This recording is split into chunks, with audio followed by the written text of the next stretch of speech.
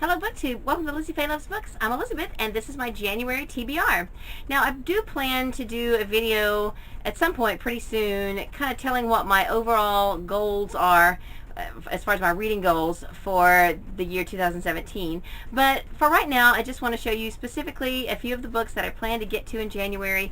I'm a member of a local book club and then an online book club, and a few that I plan to read in December that I'm going to go ahead and read while I'm in the mood to read them. So let me show you what I have. This is one I mentioned in my December wrap-up video. This is the only book that I started in December that I didn't finish because I only started it about a week ago, and it's a over 700 page chunker. It is The Plains of Passage by Jean M. Auel. It's book 4 in the Earth Children series. I would say that these books are solid 3-star reads for me.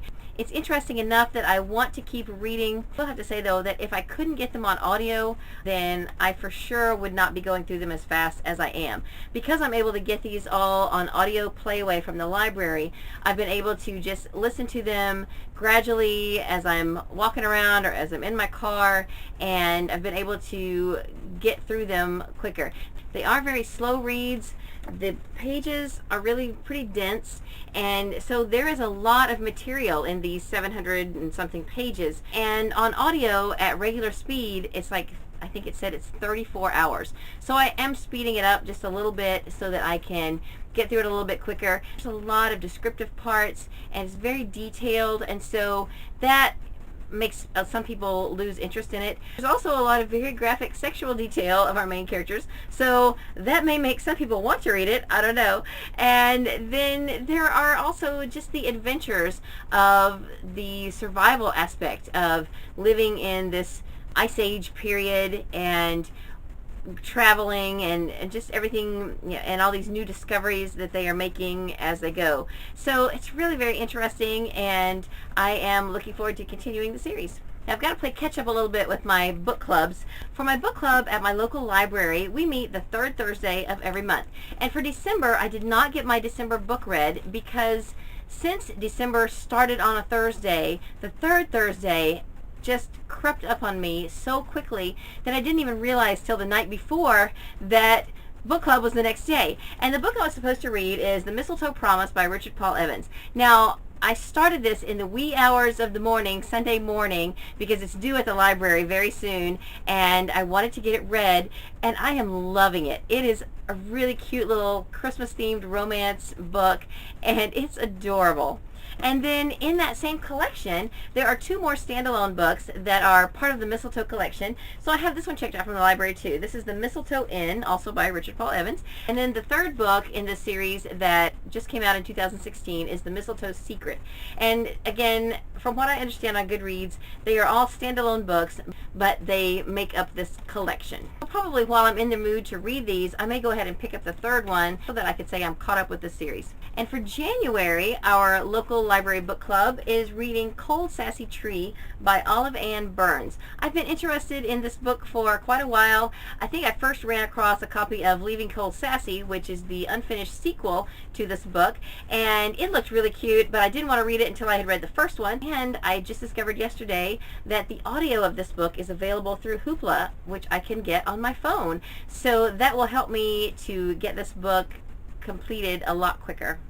Then for my online book club, I belong to the Book One Cozies Club, first in series Cozy Mystery Book Club that is hosted by Di. And if you would like to join that group, I will put a link to our Goodreads group down below. We use the Mystery Madness Goodreads group that was originally created for March Mystery Madness. And each month, 2 different first-in-series books are chosen, and I always stay about a month behind. I didn't get the December book read, which is Mistletoe Murder. It's the first in the Lucy Stone mystery series by Leslie Meyer. And then for January, our pick is the first in the Peggy Lee Garden mystery series by Jim and Joyce by Joyce and Jim Levine, and I only have books 2 and 3 of the series, so I'm going to have to go hunting for the first book, which is called Pretty Poison. Or I could choose the first one in the candle making series by Tim Meyer. I only have the 4th book in the series, so if I can't find the first in the garden mystery series, and I happen to run across the first one in this series, then I might go ahead and pick it up instead.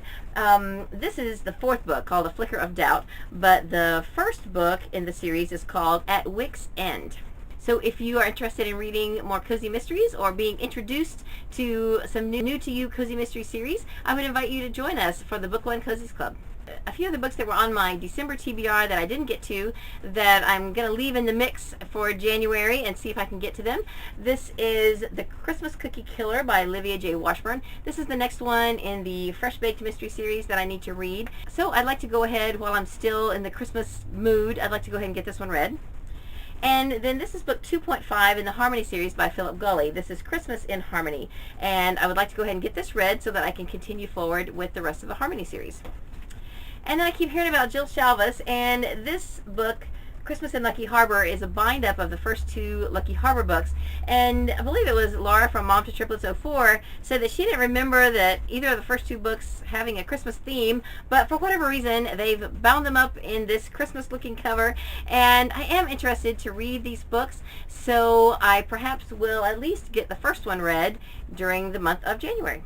And then one other book I would really like to read this month is June by Lori Copeland. I read Faith, which is the first in the Brides of the West series, in December. Faith, June, and Hope are 3 sisters who answered ads for mail order brides, and it's in the Old West, set in the 1800s, and the first book I just really enjoyed thoroughly. It's a Christian romance, and so I'm really looking forward to reading the rest of the series. I've got the first 3 all in this wonderful bind-up, and they are also available on ebook, which I can get through Hoopla. So I've already borrowed June on my Kindle as well. I've got the backup for whenever my Kindle is charging, I can read it out of the print book. And then right now Katie has checked out from the library the first 3 of the Percy Jackson graphic novels. I read the first 2 early in 2016, and since then the Titan's Curse has been released. I couldn't lay my hand on it when I was getting ready to film. I think Katie's probably got it in the car with her, and she's gone somewhere with her dad.